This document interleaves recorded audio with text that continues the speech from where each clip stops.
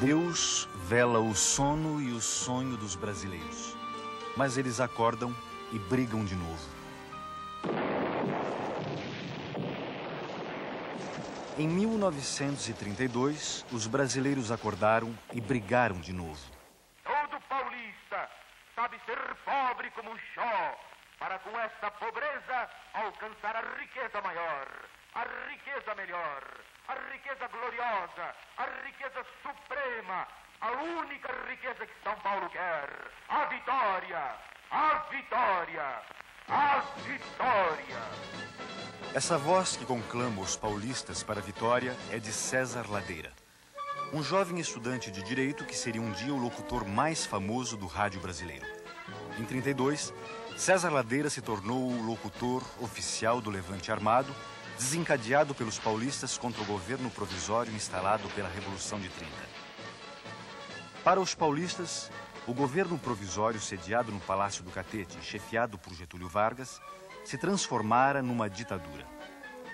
Havia insatisfeitos por todo o país, mas só os paulistas declararam guerra ao governo federal.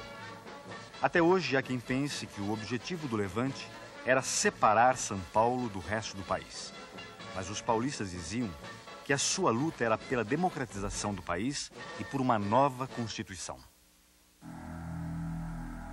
Na Guerra Civil de 32 morreram mais de 800 homens, número maior do que o dos brasileiros mortos na Segunda Guerra Mundial.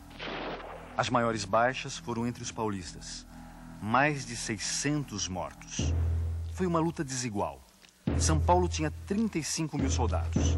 As forças do governo provisório eram 3 vezes mais numerosas e mais bem equipadas. Apesar do apoio maciço da população e do alistamento espontâneo de mais de 45 mil civis, depois de quase 3 meses de combates, os paulistas foram derrotados. Mas muita gente ainda acredita que eles poderiam ter vencido se as tropas de Mato Grosso tivessem se unido em massa às de São Paulo e se gaúchos e mineiros tivessem aderido ao Levante. A Revolução de 32 incomoda muito por causa da reivindicação constitucionalista.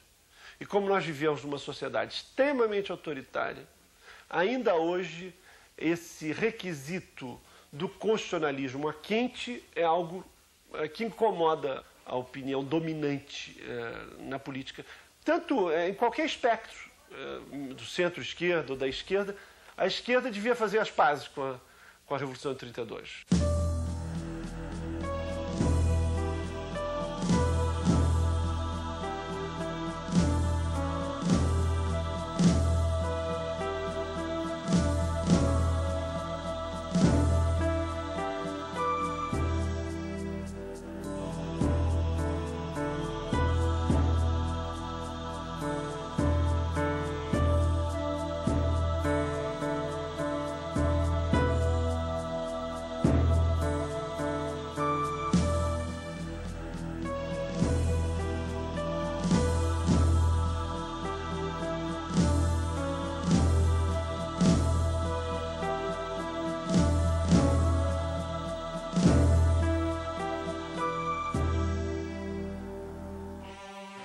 Foi com euforia que a população de São Paulo saudou a vitória da Revolução de 30.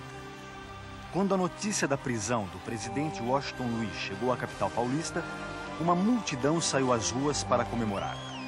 Em meio aos festejos, a delegacia do Cambuci foi atacada e depredada para vingar os presos torturados. A placa de identificação da delegacia foi arrancada e levada pelas ruas da cidade como um troféu da vitória. Nestas imagens, o general Miguel Costa é carregado em triunfo pelas ruas de São Paulo. Derrotado no movimento militar de 1924, Miguel Costa percorreu o país à frente da coluna que levava o seu nome e o de Luiz Carlos Prestes. Após viver no exílio em Buenos Aires, Miguel Costa aderiu à Aliança Liberal e voltou a São Paulo em 1930 como um herói vitorioso. Quando o trem da vitória, trazendo Getúlio Vargas do Sul, passou por São Paulo, foi feita a foto oficial do Alto Comando Militar e Político da Revolução de 30.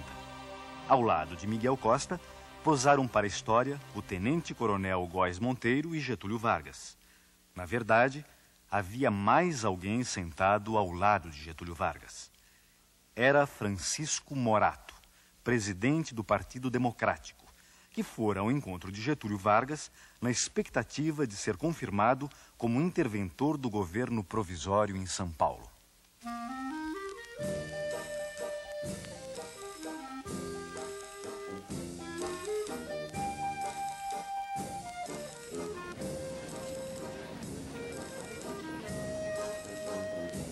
Nas eleições presidenciais de 1930, o Partido Democrático, apesar de paulista, apoiara o gaúcho Getúlio Vargas, candidato da Aliança Liberal, contra o paulista Júlio Prestes, candidato da Situação e do Partido Republicano Paulista. O PRP representava os interesses da oligarquia de São Paulo e de Minas Gerais, que na República Velha fazia os presidentes a seu bel prazer.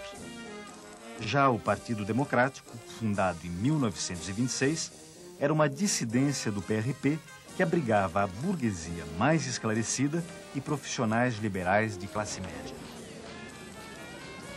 O Partido Democrático era um partido de quadros mais jovens, tinha uma ligação real com a classe média e era, através das suas figuras mais proeminentes, um partido de professores e de advogados. E, nesse sentido, ele era muito sensível a esse ideário do constitucionalismo, da verdade eleitoral, da representação, etc. Por ter apoiado a candidatura de Getúlio, com a vitória da Revolução de 30, o Partido Democrático acreditou que havia chegado a sua hora de passar da oposição para a situação. Mas os líderes da Revolução não confiavam nos democratas paulistas. Aos olhos dos tenentes, os políticos paulistas eram todos farinha do mesmo saco. E, no fundo, só pensavam numa coisa: conquistar o poder estadual e federal.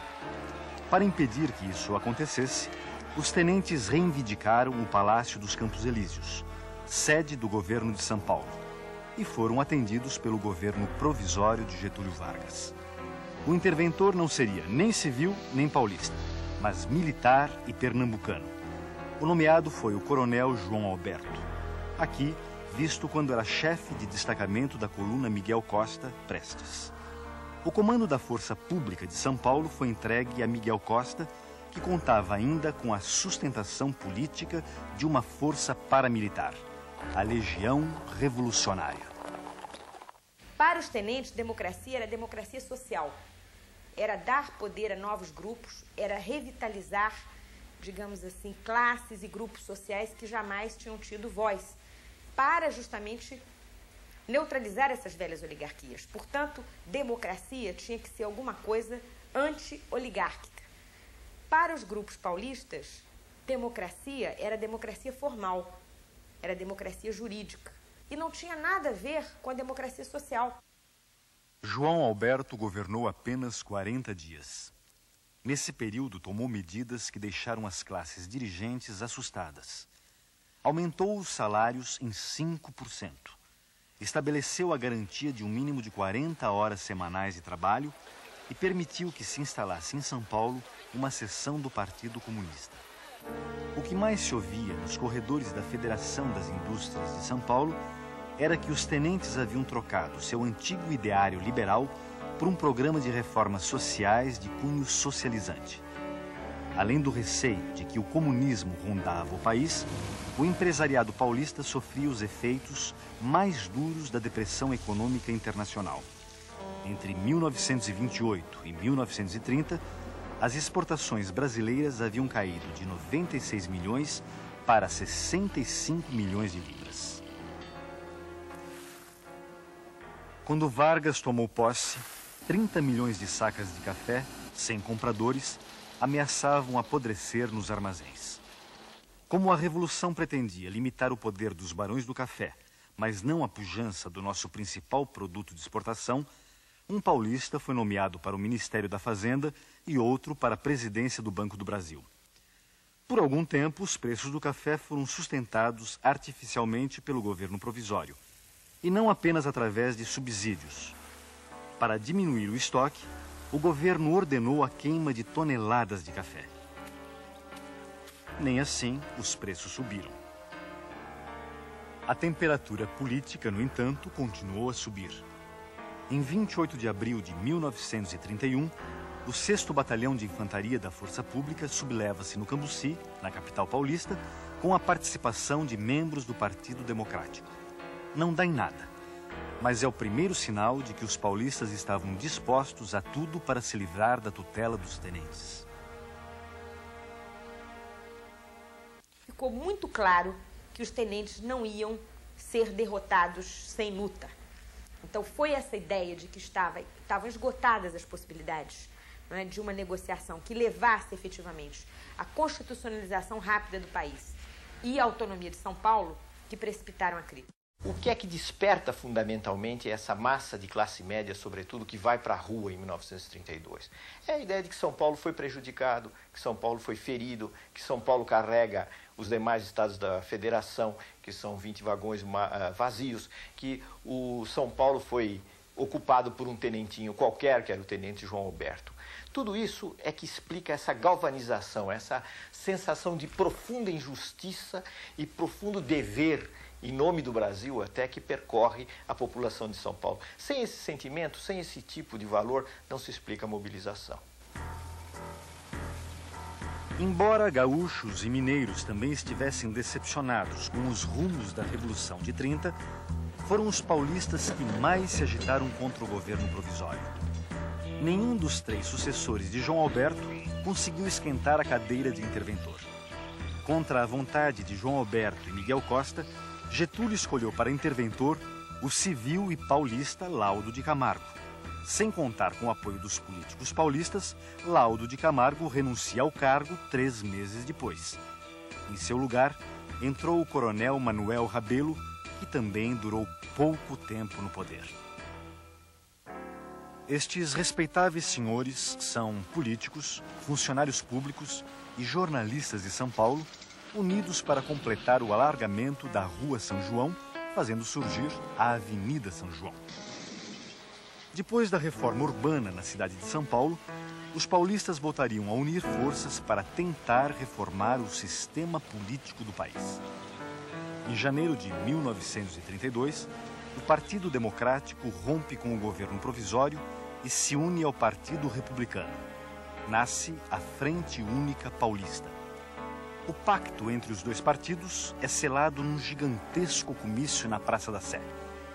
No dia do aniversário de São Paulo, 25 de janeiro, uma chuva torrencial não impediu a maior manifestação política já vista na cidade. A palavra de ordem que fazia a multidão vibrar era: tudo por São Paulo. E um dos oradores gritou: os tenentes são eunucos de Getúlio. Em resposta, o jornal Diário Carioca, simpático aos ideais constitucionalistas, é empastelado no Rio por membros do Clube 3 de Outubro, principal reduto dos tenentes. Chocados com o empastelamento, os gaúchos que integravam o governo provisório, Lindolfo Collor, Batista Luzardo, João Neves da Fontoura e Mariano Cardoso, se demitem e voltam aos Pampas para conspirar. A opção por uma revolta armada em oposição a uma estratégia legalista e liberal é explicada pelo fato de que os liberais, tanto os do governo, os ministros gaúchos que se retiraram a um determinado momento, quanto os liberais de todos os outros estados, convenceram-se de que o governo provisório estava se eternizando na provisoriedade e não estava nada propenso a conceder a Constituinte. E então decidiram que a receita para 32 deveria ser a mesma de 30, isto é, o fuzil em vez do voto. Em março de 32, Getúlio nomeia novo interventor para São Paulo, que atende às 2 exigências fundamentais da Frente Única Paulista. Pedro de Toledo era civil e paulista, mas vivia fora do estado há 20 anos e não tinha ligações diretas com os políticos de São Paulo. Nessas imagens, vemos Pedro de Toledo visitando o Liceu de Artes e Ofícios quando ministro da Agricultura do presidente Hermes da Fonseca entre 1910 e 1913. Em seguida, Pedro de Toledo viveria fora do Brasil como embaixador durante 10 anos. Quando nomeado interventor em São Paulo, em março de 32, Pedro de Toledo formou um secretariado em que predominavam membros da Legião Revolucionária. Miguel Costa continuou à frente da força pública. Para desgosto dos tenentes, o novo interventor estabeleceu contatos com a Frente Única Paulista, que, àquela altura, decidira pegar em armas se Getúlio exonerasse Toledo ou afastasse Bertoldo Klinger do comando militar de Mato Grosso. Em caso de guerra, o apoio de Klinger seria fundamental para os paulistas. O formato armado era alguma coisa que não incomodava as reivindicações liberais. 32 pertence a essa larga sequência e vários dos personagens que atuaram em 30 vão atuar em 32. Esse recurso à violência armada é uma característica presente em toda a história republicana, desde a própria instalação da República. Para enfraquecer a aliança formada pela Frente Única Paulista com forças militares e civis de outros estados, Getúlio Vargas promete uma Constituição e eleições para maio de 1933. Mas os paulistas já não confiavam mais nas promessas de Getúlio. Na verdade, o que o governo federal estava propondo era a diminuição da representação de São Paulo dentro do conjunto das forças políticas nacionais. Um pouco o que aconteceu com o governo militar e o que nós estamos vivendo agora, esse déficit brutal de São Paulo na composição política do Congresso. Em 22 de maio de 1932, o ministro da Fazenda do governo provisório, Oswaldo Aranha, chega a São Paulo para tentar um acordo entre a Frente Única e os tenentes. Recebido com vaias e xingamentos, o emissário de Getúlio fracassa em sua missão e volta ao Palácio do Catete de mãos abanando. No mesmo dia em que Oswaldo Aranha chegou a São Paulo, é convocado um comício na Praça do Patriarca. Um panfleto é distribuído protestando contra a interferência indevida no sagrado direito do povo paulista escolher os seus governantes. No dia seguinte, novo comício, desta vez convocado pelos estudantes da Faculdade de Direito. O comércio fecha suas portas e as ruas da cidade são tomadas de assalto por uma onda de agitações. Segundo uma testemunha, naquele dia, as salvas que se ouviam não eram de bombas juninas.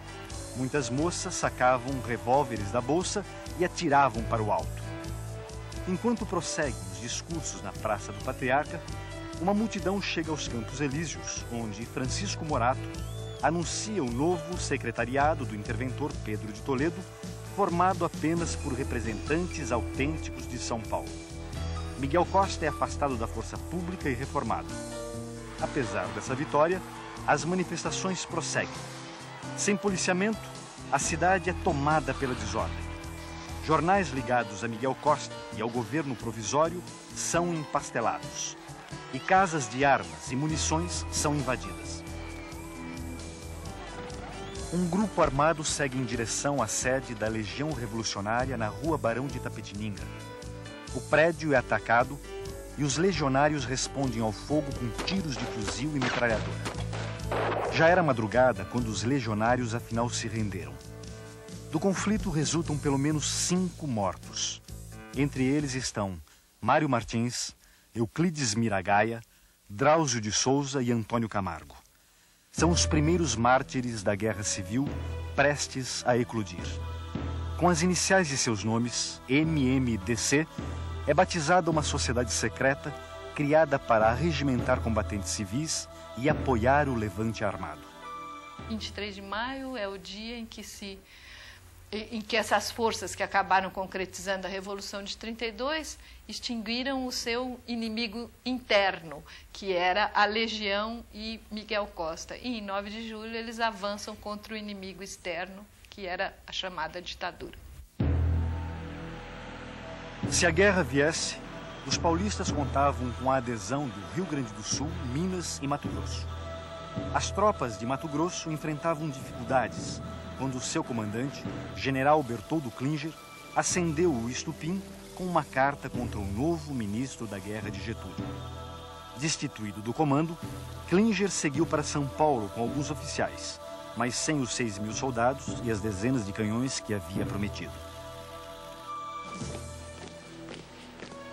Já era tarde para São Paulo recuar. A princípio marcada para o dia do aniversário da Revolução Francesa, 14 de julho, o levante paulista estoura no dia 9.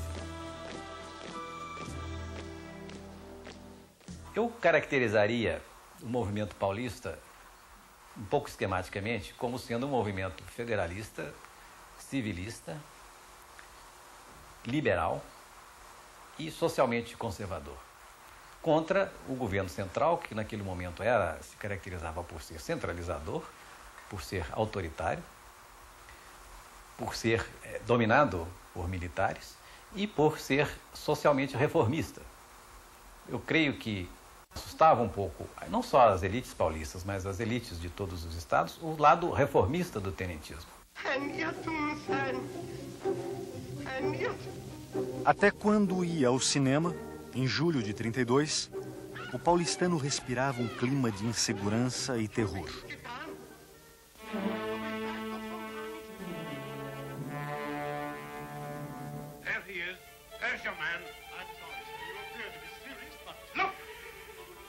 Enquanto as trevas baixavam nas telas, o levante armado saía às ruas. No dia 10 de julho, a cidade de São Paulo amanheceu ocupada por tropas militares, comandadas pelo coronel Euclides Figueiredo. Sem um único tiro, as centrais telefônicas são tomadas por estudantes do MMDC. Outros revoltosos ocupam as emissoras de rádio e as estações telegráficas.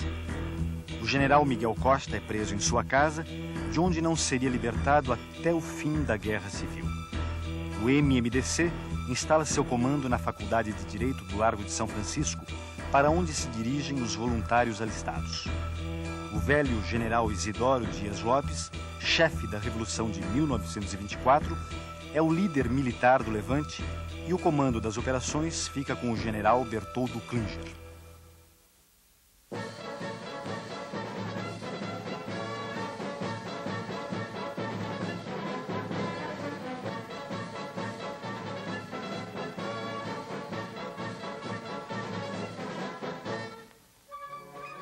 Inteirado do levante, Getúlio telefona para o interventor Pedro de Toledo. Este revela ao chefe do governo provisório a sua disposição de ficar ao lado dos paulistas. Depois de renunciar ao título de interventor, Pedro de Toledo é aclamado em praça pública presidente de São Paulo. Face à adesão de Pedro de Toledo aos paulistas, Getúlio teria dito: "Eu ressuscitei essa múmia para isto." Foi o que São Paulo fez, cônscio de suas responsabilidades na ação e no pensamento brasileiro, não para separar-se, e sim para reavivar todo o organismo nacional. Obra paulista, certamente, mas profundamente brasileira. Mais do que nunca, tem São Paulo os olhos fitos na grandeza do Brasil. O movimento em marcha é constitucionalista. Busca o império da lei, procura a ordem jurídica, única garantia dos interesses sociais e individuais. Quanto à participação de separatistas no movimento 32, houve, mas foi pequeniníssima. Eu diria que os separatistas não formariam um grupo de combate que é de 13 elementos. Foi mínima. Os outros estados do Brasil, que ficaram contra a Revolução de São Paulo, exageraram um pouco esse separatismo. Apresentaram São Paulo, a União, aos outros estados como se fosse um mau irmão, como um irmão que se queria separar. Não é verdade. O movimento de São Paulo não foi um movimento separatista, de maneira nenhuma. Pelo contrário, era um movimento dirigido por homens que tinham um grande sentimento do que chamava antigamente civismo.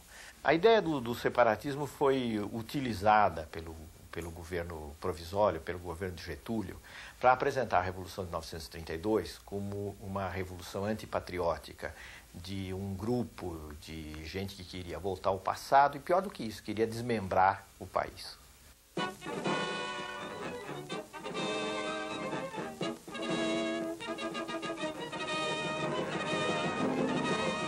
Marca o passo, soldado, não vês, que esta terra foi ele quem fez.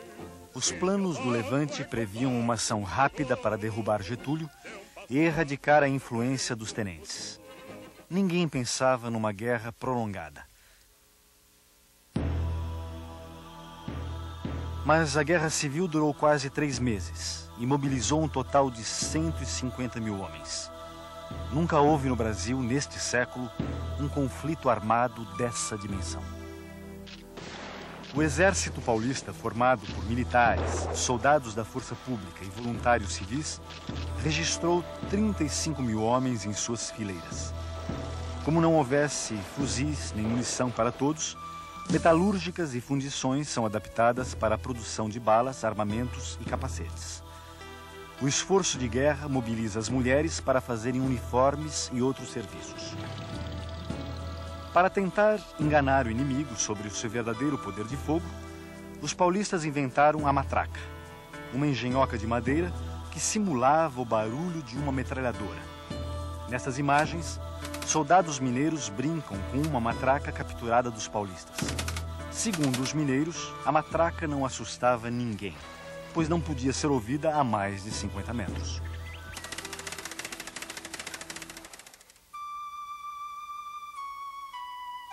Além de mal armados, muitos batalhões do Exército Paulista não tiveram treinamento militar suficiente.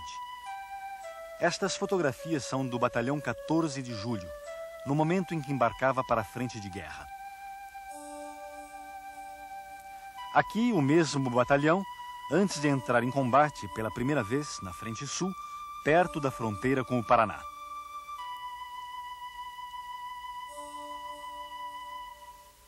Depois de 2 dias de combates, eles bateram em retirada, deixando para trás 11 mortos e 45 prisioneiros. Foi a primeira de uma série de vitórias das tropas federais, comandadas pelo general Valdomiro Lima, que seria, depois da guerra, um novo interventor em São Paulo.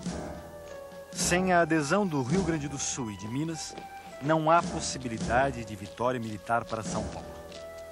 Quando o general Flores da Cunha, interventor no Rio Grande do Sul, e Olegário Maciel, interventor em Minas Gerais, mobilizam suas forças contra São Paulo, a sorte do levante é selada.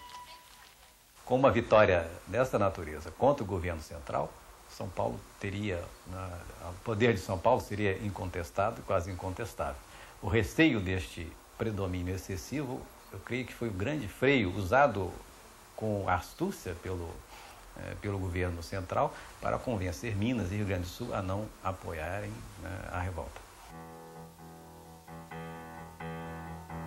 Cercados em várias frentes e em retaguardas não previstas, os paulistas lutaram praticamente sozinhos até o fim. Com poucos soldados, ocuparam um ponto estratégico. Este túnel ferroviário, a 1.800 metros de altitude na Serra da Mantiqueira, na fronteira com Minas Gerais. Por aqui deveriam chegar reforços mineiros, mas as tropas de Minas já chegaram atirando. A luta no túnel durou 2 meses. Apesar dos árduos combates, ainda sobrou tempo para os mineiros encenarem um ataque aéreo dos paulistas.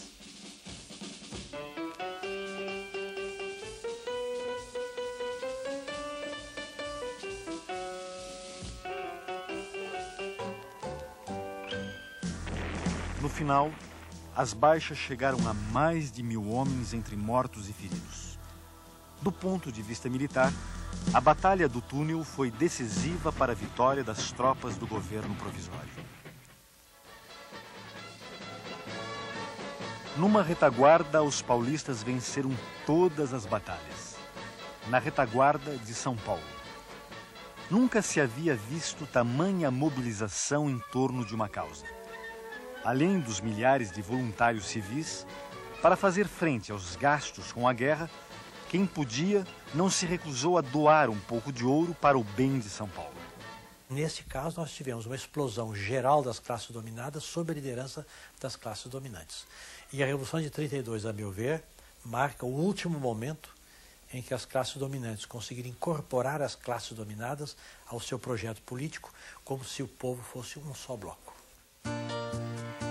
A estratégia militar, uma prolongada guerra de trincheira e alguns armamentos usados fizeram a Guerra Civil de 32 parecer uma reedição da Primeira Guerra Mundial.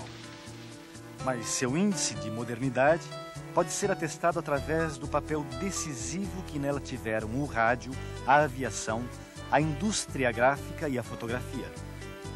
Impossível dissociar a Guerra de 32 da nascente cultura de massa no Brasil. Sua memória está hoje guardada em centenas de fotos, cartões postais, cartazes e panfletos. E também nos vários hinos marciais, especialmente compostos para encher os paulistas de brios. Marca o passo, soldado, não vê, que esta terra foi ele quem fez.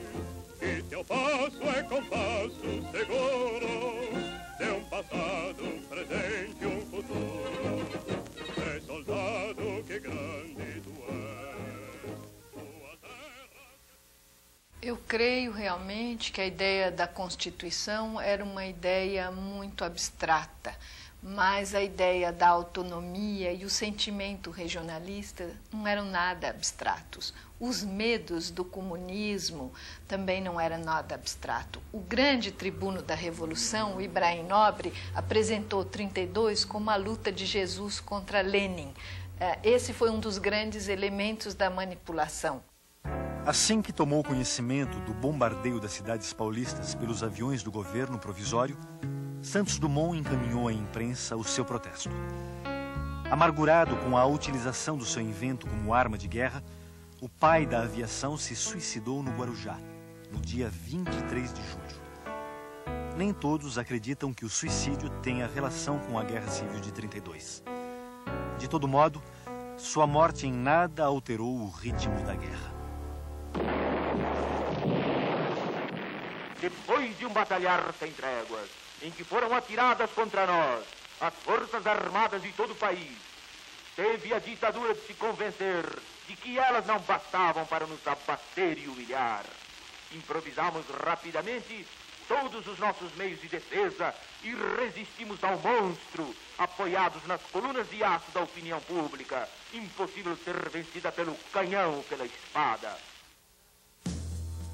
Apesar do otimismo dos discursos, desde cedo ficou claro que as tropas de São Paulo não poderiam conter o avanço das forças do governo provisório. No dia 12 de agosto, o comandante das forças militares de São Paulo, Bertoldo Klinger, daria o primeiro passo com vistas a um armistício. Mas as condições humilhantes impostas por Getúlio fazem o general desistir da proposta. A guerra prossegue por mais de um mês, até que, a 29 de setembro, Bertoldo Klinger tenta novamente um armistício honroso. Tudo indica que desta vez será diferente. Mas não foi. O protocolo de exigências entregue pelo general Góes Monteiro é considerado desonroso e os planos de paz voltam à estaca zero. Por algum tempo, os soldados mineiros continuaram podendo fazer pequenas encenações para a câmera.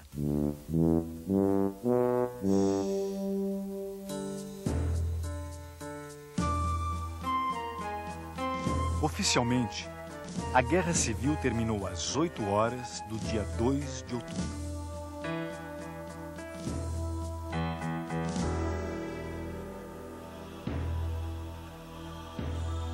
Às 3h30 da tarde, os oficiais da Força Pública de São Paulo comunicaram a Pedro de Toledo, no Palácio Campos Elíseos, a deposição do governo paulista. Meia hora depois, emissoras de rádio transmitiam a seguinte mensagem assinada por Góes Monteiro: pode São Paulo estar certo de que o governo não o tratará em desigualdade e inferioridade em relação aos outros estados. No final da tarde, Pedro de Toledo recomendou aos seus assessores: vamos para casa esperar a prisão. Enquanto os soldados de São Paulo são presos e muitos paulistas saem às ruas para protestar contra o armistício, na frente de guerra alguns combatentes se recusam a aceitar a derrota e batem em retirada para Mato Grosso, dispostos a resistir. Entre eles estava o coronel Euclides Figueiredo, que só foi preso 12 dias depois do final da guerra, com outros 9 combatentes. Paulo Duarte era um desses combatentes. Neste pequeno depoimento, ele faz um balanço sobre o movimento de 32. Toda a nossa luta, ela foi integralmente no sentido de repor os princípios de 1930. Quer dizer, a fraude eleitoral não podia se repetir mais. O peculato não podia se repetir mais. O chamado coronelismo estava acabado para nós.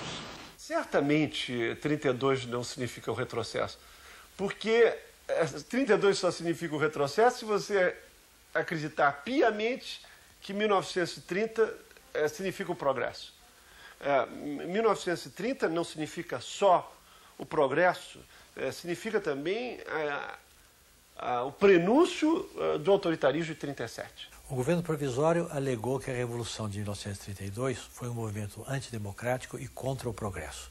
Eu creio que isso é uma simplificação. Vistas as coisas de hoje, eu diria que do ponto de vista da ideologia liberal das classes dominantes foi um progresso. E um progresso que beneficiou o país, porque fez o país entrar numa fase legal com a Constituição de 1934. Agora, ameaçou ser um movimento de regresso do ponto de vista sociológico, porque o Estado brasileiro, que era um Estado mais forte, estava se preparando, já tinha começado a fazer uma legislação social e a tomar medidas que atendiam aos interesses das classes dominadas. E isso a Revolução de 32, se fosse vitoriosa, poderia ter comprometido. Do ponto de vista político, inegavelmente a Revolução de 1932 precisa ser tomada a sério, ou pelo menos até certo ponto a sério. Isto é, ela queria promover uma reconstitucionalização do país e isso, como nós sabemos hoje, é extremamente importante. Queria dar voz à população. Certamente o que se entendia por população, o que a elite paulista entendia por população, não era exatamente a grande massa da população. Então, há um corte democrático, liberal e elitista na Revolução de 1932. Mas não há dúvida nenhuma que nós oscilamos entre uma democracia representativa limitada e o populismo. As escolhas ficam aí abertas para quem quiser fazê-las.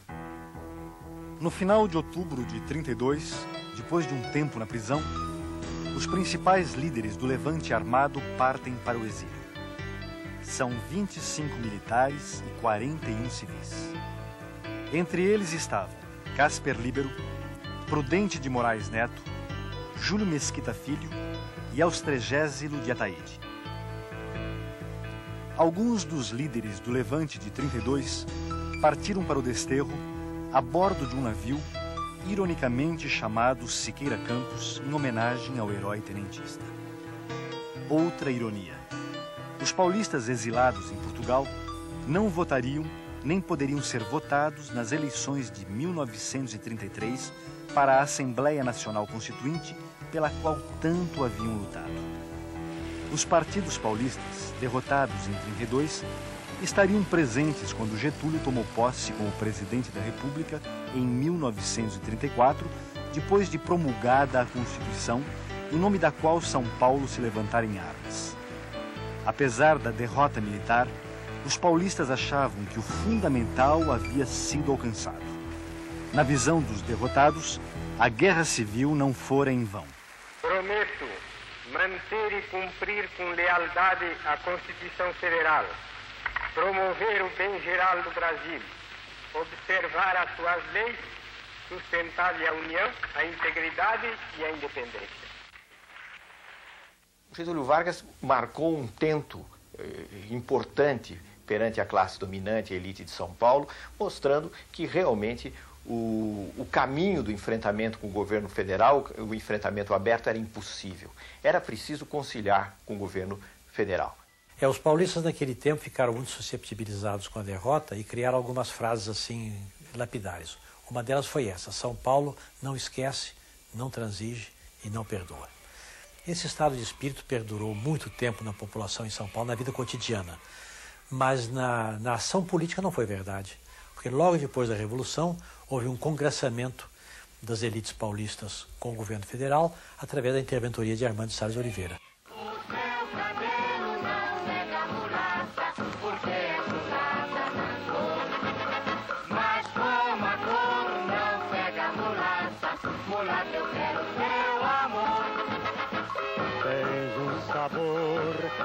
do Brasil, fez alma cor de anil. Mulata, mulatinha, meu amor, foi nomeado seu tenente interventor. Essa referência aos tenentes interventores da Revolução de 30 foi feita no Carnaval de 1932 pela marchinha O Teu Cabelo Não Nega. No Carnaval de 33, foi a vez da Guerra Paulista ser lembrada nas ruas e nos salões. Meu bem, pra me livrar da matraca, da língua de uma sobra infernal, eu comprei um trem blindado pra poder sair no carnaval. O título dessa marchinha é Trem Blindado. Ela brinca com o trem inventado pelos paulistas para combater as forças do governo provisório na Guerra Civil de 32. O trem, composto de uma locomotiva e 2 vagões, era camuflado. Na frente, um canhão. Nos flancos, metralhadoras. No alto, 2 potentes holofotes. Fazia jus ao apelido Fantasma da Morte, mas não influiu no resultado da guerra. Depois do Carnaval, veio a Quaresma. E depois da Quaresma, as eleições de maio de 1933 para a Assembleia Nacional Constituinte. Novamente unidos, os partidos paulistas, derrotados em 32, compõem uma chapa única e elegem 17 dos 22 representantes de São Paulo. 3 meses depois, em agosto de 33, caía o último interventor verde-oliva.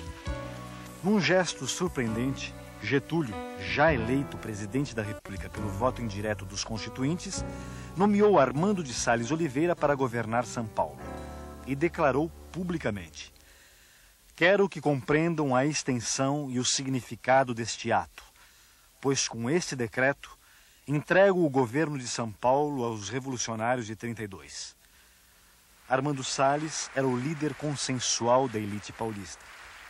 Depois de ser interventor nomeado, foi eleito pelo voto indireto governador de São Paulo em abril de 1935 e teve sua candidatura à presidência da República lançada em fevereiro de 1937.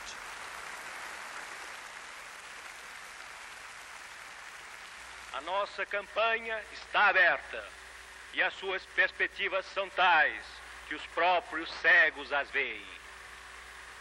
A bandeira que erguemos não é pequena, é uma só e está sustentada por brasileiros de todos os pontos do país. O seu tamanho, por conseguinte, é o do próprio Brasil.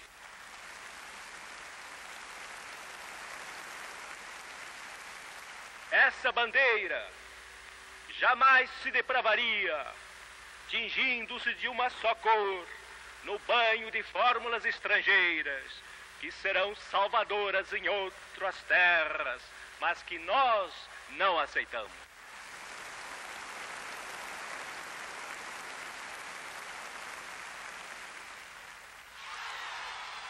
Apesar dessas manifestações de entusiasmo, as eleições presidenciais previstas para janeiro de 1938, afinal, não aconteceram.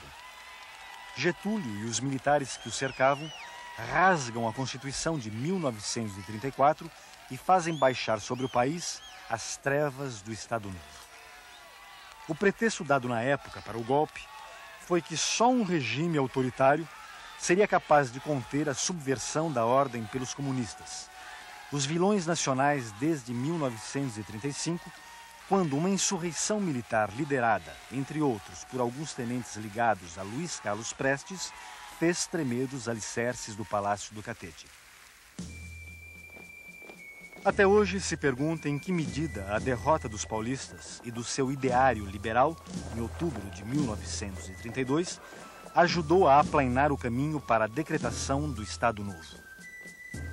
A derrota do movimento de 1932 ajudou a aplainar o caminho para o Estado Novo, na medida em que foi a vitória de um poder central onde a ideia de uma ditadura era uma ideia muito forte, desde cedo, desde os anos 1930, a instauração de uma ditadura com permanência no país.